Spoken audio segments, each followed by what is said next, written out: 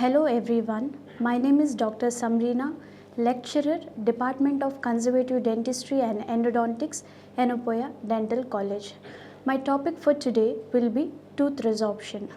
Moving on to the specific learning objective, I hope by the end of this lecture, one should be able to know the different types of resorptive defects, its mechanism, classification, and how to diagnose internal and external resorption based on clinical and radiographic findings, and also its management. So these are my contents. Introduction. Resorption, it is a perplexing problem for all the dental practitioners with its varied etiological factors and diverse clinical presentations. It can cause loss of tooth structure, which can lead to the extraction of the teeth if it is not treated at proper time. Definitions. It is a condition that is associated either physiological or pathological process that results in the loss of substance like dentin, cementum or alveolar bone. Let's talk about the classification of resorptions. Based on the nature, it has been classified as pathological. It is seen in both deciduous as well as the permanent dentitions because of underlying pathology. Whereas physical, it is seen in deciduous dentitions during the eruptions of permanent successors. Anderson has classified root resorption basically into internal and external resorption. Under internal, we are going to learn what is inflammatory resorption, what is internal replacement resorption. Under external, it has been classified into external surface resorption, external inflammatory resorption and external replacement resorption. So what are the key cells that are involved in the mechanism of resorption? These are nothing but aclastic cells. They are originated from the circulatory monocytes, which they become a macrophages. When inflammations they go out of the control, these monocytes or the macrophages they unite to form a giant cells, that is nothing but a clastic cells, which takes place in resorption process. Let's talk about the mechanism of resorption. The mechanism, it takes place in two events, that is degradation of inorganic crystals and degradation of organic matrix. Let's see in this picture, demineralization of inorganic crystals that takes place when the pH is around 3.5 to 4.5.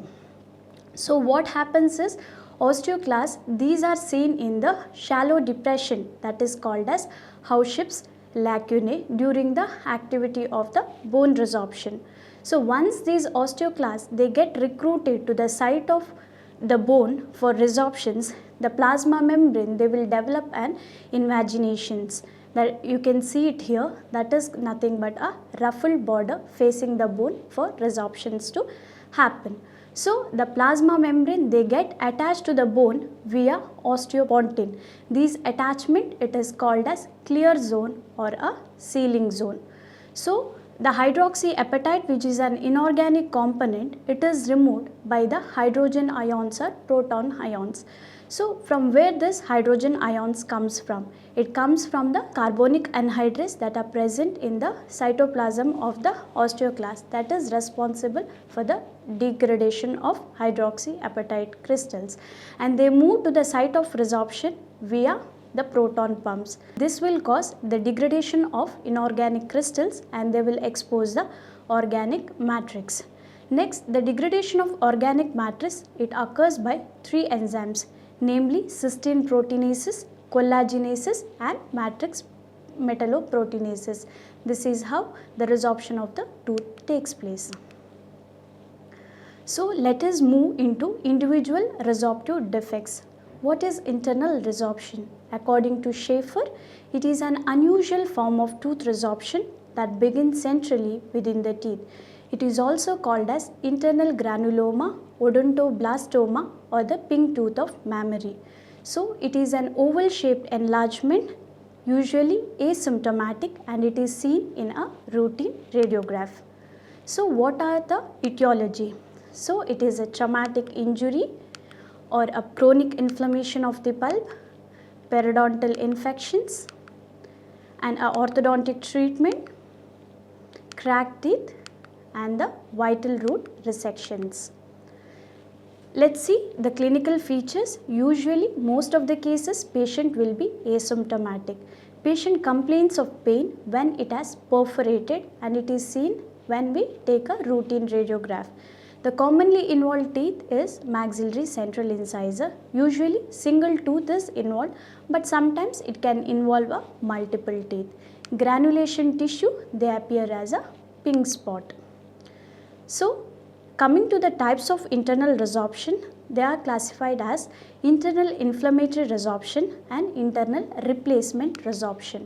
So, what is internal inflammatory resorption? There is a resorption of the dentin, but without the deposition of any hard tissues adjacent to the resorptive sites. Radiographically, it appears as a radiolucency area with the well-defined margins. Whereas internal replacement resorption, there is a resorption of the dentin. As the name suggests, it will be replaced by the deposition of the bone-like tissues in some regions of the defect, but not the dentin. So, radiographically, it appears as an irregular enlargement with partial or complete obliteration of the pulp chamber. So, radiographic feature of internal resorption, it is an oval shaped enlargement within the pulp chamber, and it has a smooth outline, and they are symmetrically distributed over the roots of the affected teeth. Coming to the treatment options, early detection is very important in order to prevent the further weakening of the tooth structure. If there is no perforations, then the treatment option would be endodontic therapy, where we do cleaning and shaping followed by canal obturation using a gutta-percha technique. So, if there is perforations, then the treatment options could be non-surgical or surgical. Non-surgical, it is recommended when the defect it is not very extensive and the hemorrhage can be controlled. Then we do a routine endodontic therapy, where we do cleaning and shaping followed by we place a calcium hydroxide as an intracanal medicaments. We recall a patient after 3 months in order to check the apical barrier formation at the perforation site. If sufficient amount of barrier formation is present, then we go for canal obturation. If there is a calcium hydroxide treatment is unsuccessful, then we plan for surgical approach, where the flap is reflected, it is cleaned, curated and restored back. Root resection, if there is a resorption at the apical part, root is resected followed by retrofilling can be done. If there is any inaccessible area, then intentional reimplantation procedure can be planned. Next, we will see external root resorption. It is defined as a loss of cementum or the dentin from the roots of the teeth originating in the periodontal ligament. The external resorptions are seen in the following conditions, that is the periodontal disease, luxation injuries, hypoparathyroidism, hyperthyroidism, Turner's syndrome, Paget's disease and the radiation therapy. So, it is classified into 3 types based on the clinical and the histological manifestation by Gutman et al. It is classified as surface resorption, external inflammatory root resorption or the replacement resorption. So, what is surface resorption? It is a small superficial resorptive cavities in the cementum and the outermost layer of the dentin without any inflammatory reactions in the PDL. Basically, it is a least destructive form and it does not require a treatment, it is a self-limiting process. So, etiology being indirect physical injury, or it can occur because of a direct mechanical contact of the root surface and alveolar bone proper during any traumatic injury. Radiographically, usually it does not visible on the radiograph because of its smaller size. Later, it can appear as a small excavations on the root surface with the normal lamina dura and the periodontal space. Treatment, basically if trauma or pressure is eliminated, almost 100% of recovery can be expected. Next comes the external inflammatory root resorption. It's a most common as well as a destructive type. It is caused by the presence of infected or the necrotic pulp tissue. It is described as a bowl-shaped resorptive defect. Let's talk about the etiology. It is basically because of trauma leads to the pulpal necrosis, which may cause periodontal inflammation because of the passage of the irritants from the infected root canal, accessory canals or the lateral canal. Orthodontic tooth movement using an excessive forces, trauma from occlusion which can lead to the periodontal inflammation, or the pressure resorptive occurring from the pressure exerted, tumors, cysts or impacted teeth. It can also occur by avulsion or luxated tooth. Clinical findings: patient can give a history of trauma. It could be a recent or the past. Teeth is usually mobile in most of the cases. Inflammation of the periodontal tissue is a commonly seen. Tenderon percussion is present and pocket formation may or may not be there. Radiographically, it appears as a bowl-like radiolucency with the ragged irregular areas. Coming to the treatment basically it depends on the etiology. That is, if it is because of orthodontic treatment, remove the pressure of orthodontic movement in order to arrest the process. So in case of cervical resorption, if pulp is vital and treatment of cervical resorption is unlikely to cause a pulpal injury, then restore the defect and carry on baseline thermal and electric pulp test. If treatment is causing any pulpal injury, restore the defect and perform routine endodontic treatment. If pulp is non-vital, then calcium hydroxide dressing can be given in between appointment during endodontic treatment. If there is any presence of infected gingival tissues, remove the plaque and calculus and maintain the periodontium. Next comes the replacement resorption. It occurs most frequently as a result of complications following avulsions, in which the periodontal ligament dries up and loses its vitality. It is also called as dentoalveolar ankylosis. Clinical findings: usually the patient will be asymptomatic. Infraocclusion and arrested development of the alveolar process can be seen in young children. The pathognomonic feature is immobility of the affected teeth and a metallic sound on percussion. So radiographically, one can observe the moth-eaten appearance with an irregular border. So diagnosis can be made based on the clinical as well as radiographic observation. The lack of mobility and the high-pitched metallic sound on percussion, these are the characteristic features. So coming to the treatment, there are basically 5 treatment approaches. Decoronation in order to maintain and augment the alveolar process. Luxation of the teeth in order to break the ankylosis sites. Vertical distraction, prosthetic elongation, acceptance of the resorbing teeth. Out of these, this decoronation is widely accepted when the alveolar process growth is still expected. Coming to the cervical resorption, according to Cohen, it is a type of inflammatory root resorptions which occurs immediately below the epithelial attachment of the tooth.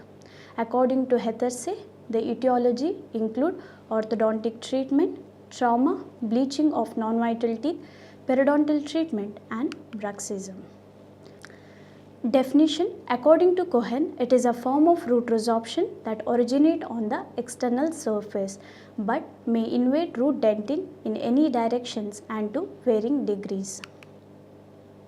Hethersey classified external cervical root resorptions based on the severity.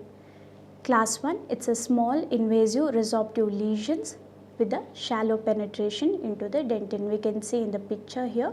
And class 2, it is a well-defined invasive resorptive lesions that has penetrated very close to the coronal pulp but with little or no extension into the radicular dentin. Whereas class 3, it is a deeper invasion of root dentin which extends into the coronal third of the root.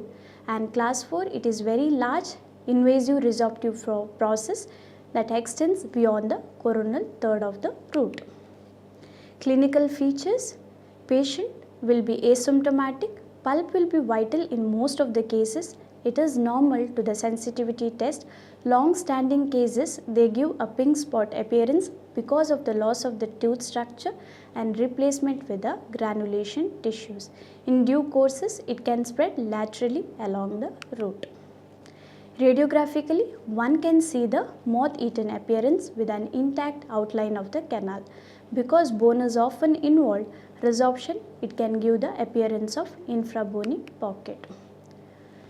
Coming to the management, the fundamental treatment objective in external cervical resorption is to excavate the resorptive defect, halt the resorptive process, restore it with the aesthetically pleasing material, prevent and monitor the tooth for recurrence.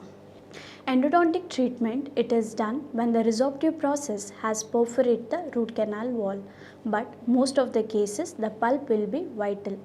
Then we do a resorptive cavity is excavated. Surgical access is done by raising a mucoperiosteal flap followed by granulopantous tissue. It is removed using an hand excavator. Fibro-osseous tissue, it is removed using an ultrasonic instruments, and the cavity can be treated with 90% of aqueous solution of trichloroacetic acid in order to coagulate as well as necrose the necrotic tissues. Any undermined dentin or enamel, it can be removed using an high-speed hand pace. Cavity is restored back with an aesthetically acceptable restorative material like composite or glass ionomer cement. Then mucoperiosteal flap are replaced back and secured in position. So, what are the diagnostic features that differentiate between internal and external resorption? Let's see.